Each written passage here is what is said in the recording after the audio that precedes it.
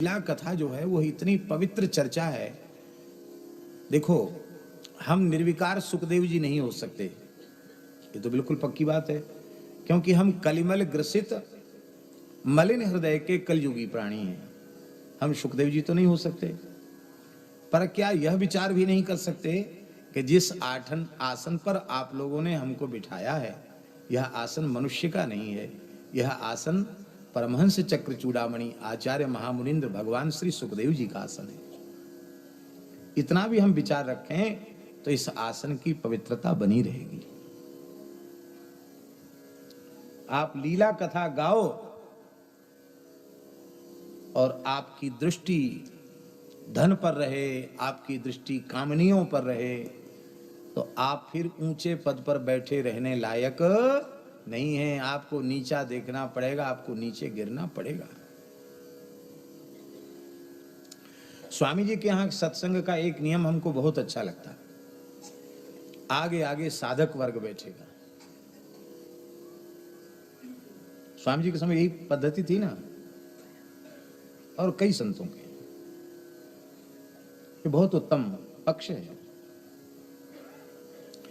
अत्यंत निर्मल और निर्विकार दृष्टि और व्यवहार होना चाहिए।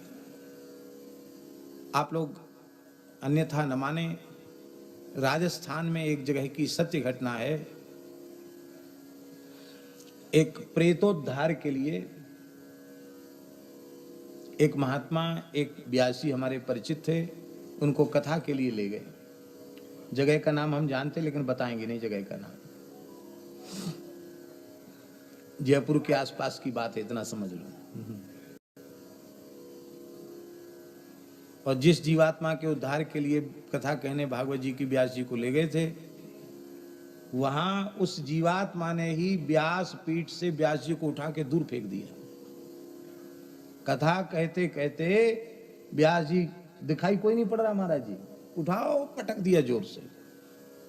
वो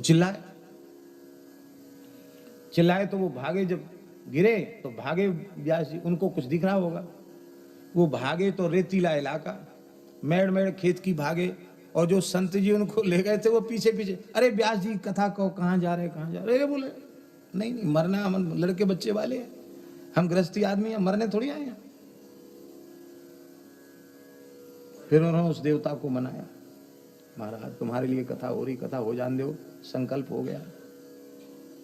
तो किसी के सिर पे चढ़ के आते हैं ना, तो सिर पे चढ़ के उस देवता ने कहा, भागवत से उद्धार होता है, लेकिन अमुक व्यक्ति वो व्यास पीठ पर बैठने के लायक नहीं, आचरण पवित्र नहीं, मैं सहन नहीं करता। महाराज ये हो जान दो, हमारा सब कार्यक्रम फेल हो जाएगा। बोले तो उसको कहो कथा कहे, स्त्रियों की तरफ नहीं देखे। उस आवेश उस जीवात्मा ने कहा, उसको कहो कथा कहे, स्त्रियों की तरफ नहीं देखे। आपकी बात मार डालूंगा ज्यादा करेगा तो। उब्या महात्मा पकड़ के लाए, उनको बोले अब कुछ नहीं बिगड़े, आप कथा कहो, बस उधर मत देखना। अरे बोले महाराज हम तो पोथी की तरफ ही देखेंगे, किसी की तरफ नहीं देखेंगे, रोग आके 7 दिन पूरे कर देंगे।